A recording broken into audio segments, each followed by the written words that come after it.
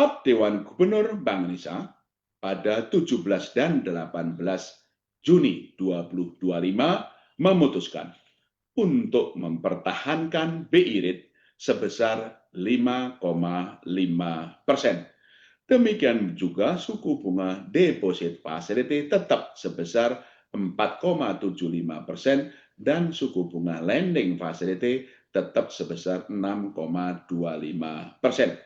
Keputusan ini sejalan dengan tetap terjaganya perakiraan inflasi tahun 2025 dan 2026 dalam sasaran 2,5 plus minus 1%, kestabilan nilai tukar rupiah sesuai dengan fundamental di tengah ketidakpastian pasar global yang masih tinggi, serta perlunya untuk tetap turut mendorong pertumbuhan ekonomi.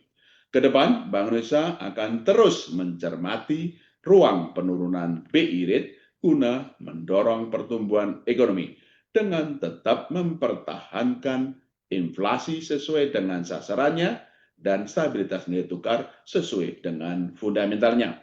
Sementara itu, kebijakan makrobudensial akomodatif terus dioptimalkan untuk mendukung pertumbuhan ekonomi yang berkelanjutan dengan berbagai strategi untuk mendorong pertumbuhan kredit dan meningkatkan fleksibilitas pengelolaan likuiditas oleh perbankan.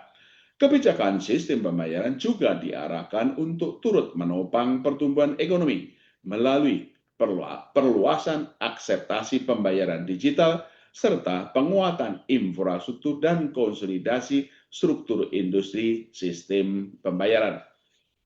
Arah bauran kebijakan moneter, makrobudensial, dan sistem pembayaran tersebut yang diarahkan untuk menjaga stabilitas dalam rangka memperkuat pertumbuhan ekonomi yang berkelanjutan didukung dengan langkah-langkah kebijakan sebagai berikut. Pertama, penguatan strategi stabilisasi nilai tukar rupiah sesuai dengan fundamentalnya, terutama melalui intervensi transaksi non-delivery forward (NDF) di pasar luar negeri, serta transaksi spot dan domestic non-delivery forward (DNDF) di pasar domestik. Strategi ini disertai dengan pembelian surat berharga negara (SPN) di pasar sekunder untuk menjaga stabilitas pasar keuangan. Kedua, penguatan strategi operasi moneter pro market guna makin memperkuat efektivitas transmisi penurunan suku bunga, menjaga kecukupan likuiditas, mempercepat pendalaman pasar uang dan pasar valuta asing, serta mendorong aliran masuk modal asing, yaitu dengan mengelola struktur suku bunga, instrumen moneter, dan shock falas untuk memperkuat efektivitas transmisi penurunan suku bunga dengan tetap menjaga daya tarik aliran masuk portofolio asing ke aset keuangan domestik. Memperkuat strategi lelang sekuritas rupiah Bank Indonesia (SRBI) dan pembelian surat berharga negara (SPN) di pasar sekunder untuk menjaga kecukupan likuiditas di pasar uang dan perbankan, dan memperkuat peran dealer utama untuk meningkatkan transaksi SRBI di pasar sekunder dan transaksi repo (repurchase agreement) antar pelaku pasar.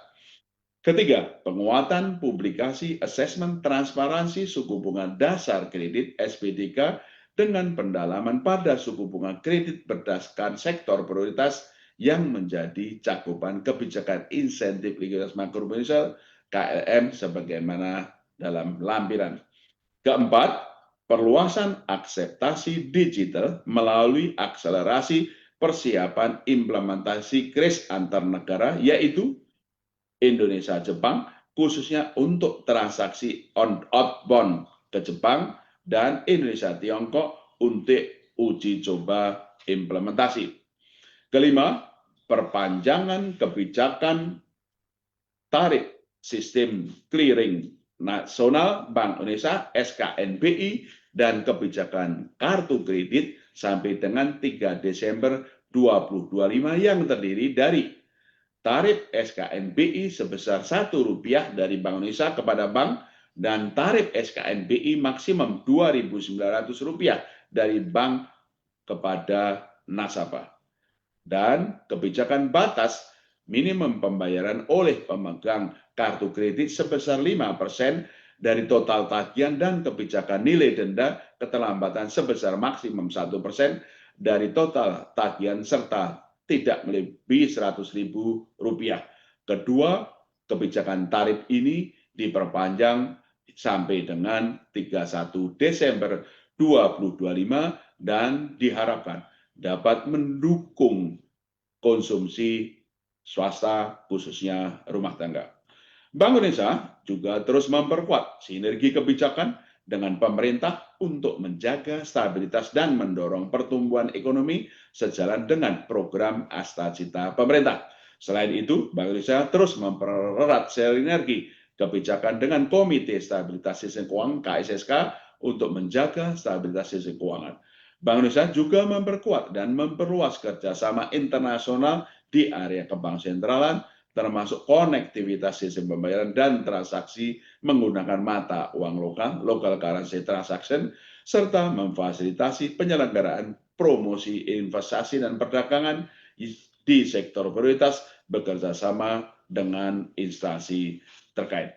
Demikian pokok-pokok hasil rapat Dewan Gubernur Bank Indonesia pada 17 dan 18 Juni 2025 dalam siaran pers yang bertajuk BI Rate tetap 5,50%, mempertahankan stabilitas, mendorong pertumbuhan ekonomi.